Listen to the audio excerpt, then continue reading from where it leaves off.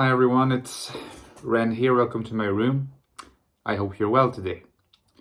Now recently I made a video about what I called the genius of Infj alienation. I'll be directing you down below to the link to that video if you haven't seen it yet. In that video I argued that the mode of alienation in which Infj find themselves is a mode that is existentially unsatisfying, but that can nevertheless lead Infj's to works of genius. In this video, I'm going to talk about the genius of Infj. How could I call it? I suppose, we could call it maybe the genius of Infj health, or the genius of Infj enlightenment, which would be the opposite of alienation, if you like. It's interesting because in this book over there, and by the way, let me seize this opportunity to remind you that this book, The Ecstatic Soul, is available in the description box. All the links to the Amazon countries, all available countries are available, less than $10 to get the most in-depth study of the Infj ever conducted. You help me, I help you. Ebook, paperback format, any questions, you let me know. In this book, I talk about how to move from the mode of alienation to a mode of recovery of the world, essentially. And in the video that I made recently, I argued that whereas the mode of alienation is in some sense very intellectually tempestuous and constantly reinventing itself, because it's looking for solutions that do not really admit of a theoretical solution. They admit more of an existential solution that can be found in something more like being in touch with oneself and knowing how to relate to other people. The mode of alienation ends up being particularly productive from an intellectual viewpoint precisely because it's constantly trying to grapple with new problems in a hopeless attempt. The attempt is actually hopeless because alienation is not something that can be resolved intellectually. In this book, I mean, I offer, you could say, a somewhat intellectualized account of how alienation unfolds in the life of an Infj. But I do point out ultimately the difference is to be made practically in the concrete engagement with everyday life and not in matters of the mind. When geniuses like Plato or Schopenhauer or the inventors of phenomenology like Husserl and de Beauvoir and others, when they insisted on staying within alienation and trying to find the resources to get out of alienation through the cognitive process, they did not achieve their goal, and that's why these intellectual movements, these movements of philosophy have been superseded since then. Western philosophy is a story of movement after movement that gets superseded by another one, and we never get to an end point. And now you could say, well, this is the history of thought, but you could also argue that this is more like the history of Western thought, and that again in these Eastern religions and the Eastern philosophies you find something a little bit closer to Infj enlightenment, something that could be called that, or the recovery of the world. If you look at Taoism, if you look at Buddhism, if you look at many aspects of Hinduism, aspects of Confucianism as well, you'll find that there is this focus always on being in touch with oneself in the present moment and letting go of an obsession with finding hidden worlds, the metaphysical worlds where the answers to the eternal questions that cause that existential anxiety are to be found according to the Western minds. That's not existent in the Eastern religions. And according to Eastern thinking, the Zen state is very much an immanent state. It's not to be achieved in transcendence. And this idea of surrendering the hidden worlds, of being in touch with yourself, of allowing, finding a continuation from sense perception to thought, a harmony between sense perception and thought. This is something that I think can be proven to have led to genuine freedom from alienation simply by looking at the fact that you do not observe in these philosophies the same tempestuous, constantly innovative and revolutionary movement in thought that moves beyond and calls into question and ultimately rejects previous movements. In the West, nobody is Aristotelian anymore. Almost nobody is a Thomist anymore, or a straight Platonist. Nobody is really a Nietzschean, except maybe for certain aspects of life. Nobody again is a Heideggerian. Nobody is a Russellian. Even the postmodern philosophies that were very trendy from the 60s onwards are becoming a little bit passé.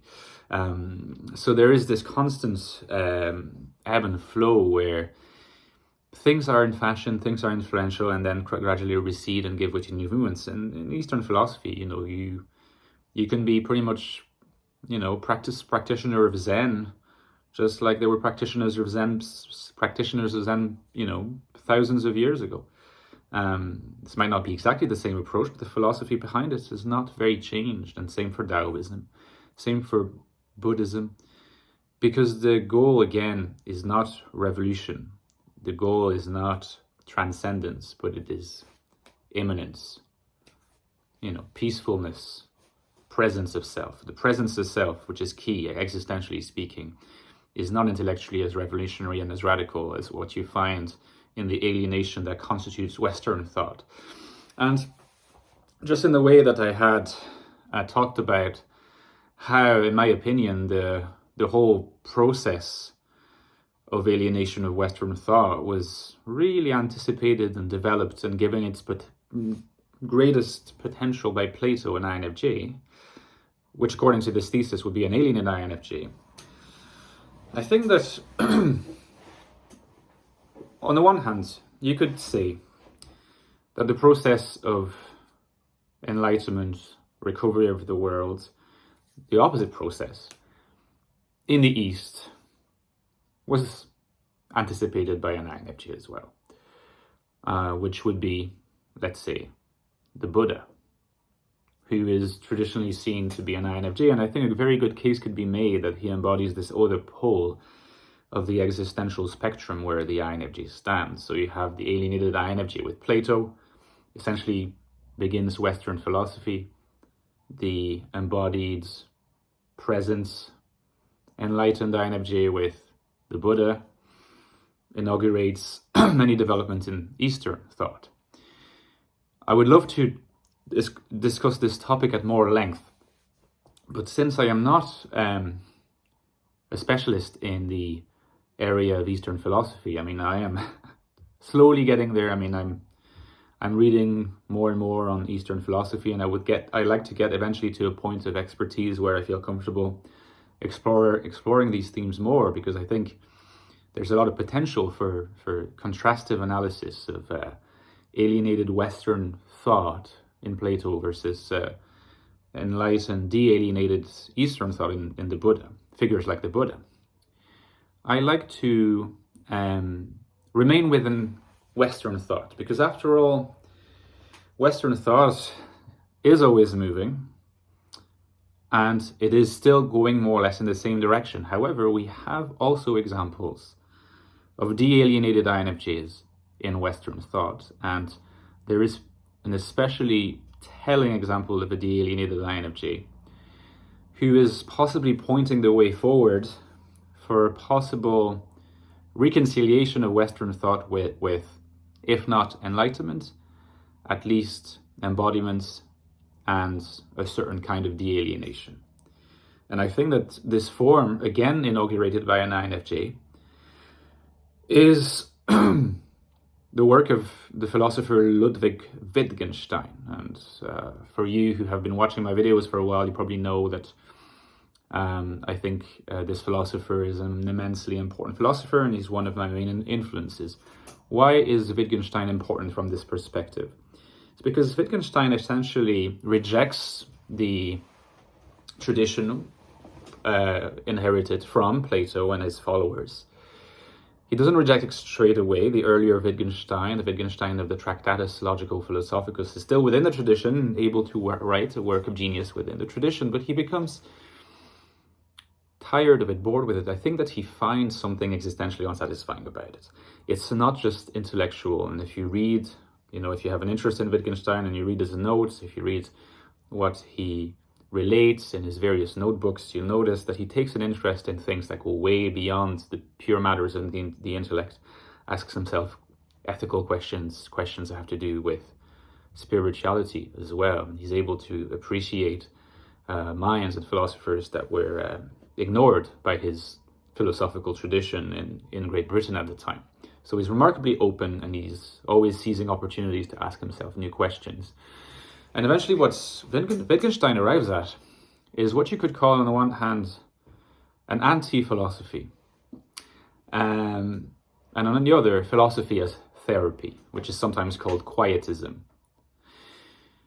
Anti-philosophy from the perspective of Western philosophy. It would not be considered anti-philosophy from any other perspective. But why anti-philosophy is because Wittgenstein essentially specializes in noticing all these fallacious ways in which Western philosophy has reinvented itself constantly over time, by pointing out that many of the problems that Western philosophy has been grappling with, like the mind-body problem, like the existence of God, like the limits of the universe, like the nature of the ultimate substance of the universe, all these questions, according to Wittgenstein, are pseudo-problems that ought to be dissolved rather than resolved. And by dissolving them, he's pointing the way toward a practice of philosophy as therapy that leads to peace of mind rather than just boggling your own mind with questions that admit of no answer and essentially driving yourself crazy with that. I think this is a sign of an Infj moving toward the alienation, because the way Wittgenstein uses Ani is deconstructive in some sense. He finds patterns in the history of philosophy, and instead of just thinking, okay, I can add to these patterns with the own ideas I come up with, he uses his ideas to actually show the patterns, to point to inconsistencies. And these inconsistencies, if dissolved, can simplify the philosophical field and allow philosophers to focus on problems that are more concrete, problems that are more practical, that have to do with things that human beings can actually have an influence over, that are not belonging to the hidden worlds of Plato, things that have to do with matters of our language, matters of our behavior, matters of our actions. Sometimes Wittgenstein is seen as inaugurating a movement called the Neo-Pragmatism Movement, where pragmatism is once again pushed to the forefront of the scene, where there is essentially that same idea about treating very, very abstract concepts with a certain amount of suspicion and saying essentially, can we find some good use for these concepts? Can they make a difference to our lives? If they cannot in any way, then we may as well get rid of them. And that is something that does not look like Eastern philosophy, because it's always going to be spoken in a language that's very much Western, because this is the entire tradition that Wittgenstein, Neo-Pragmatism, and their followers inherited.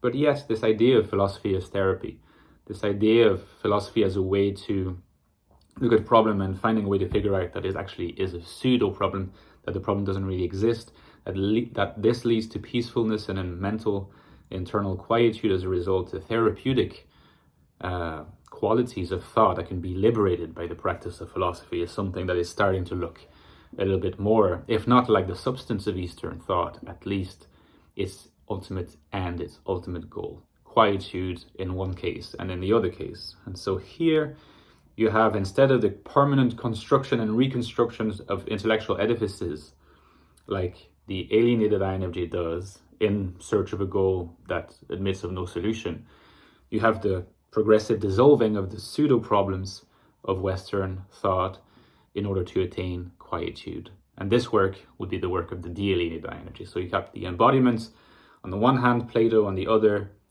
Wittgenstein for Western philosophy, Buddha for Eastern philosophy, of the de-alienated, embodied, and ultimately prescient and existentially fulfilled Infj. Let me know what you think in the comments, guys. Drop me a like if you feel like it, and consider also subscribing. I will talk to you soon. Bye-bye.